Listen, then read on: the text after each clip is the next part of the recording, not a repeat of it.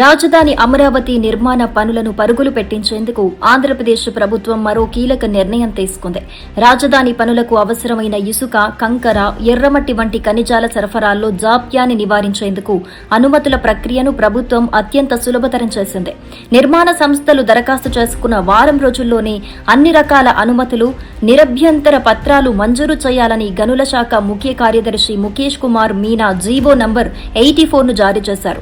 గతంలో ఈ అనుమతుల కోసం 3 నుంచి 5 నెలల సమయం పట్టేది. దీనివల్ల ప్రాజెక్టుల పురోగతి కుంటుపడేది. తాజాగా ముఖ్యమంత్రి చంద్రబాబు నాయుడు ఆదేశాల మేరకు మండలం నుండి రాష్ట్ర స్థాయి వరకు గడువులను భారీగా తగ్గించారు.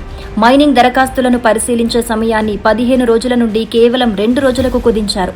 తహసీల్దార్ స్థాయి నివేదికలను 20 రోజులకు బదులు 3 రోజుల్లోనే సమర్పించాలని ప్రభుత్వం స్పష్టం చేసింది.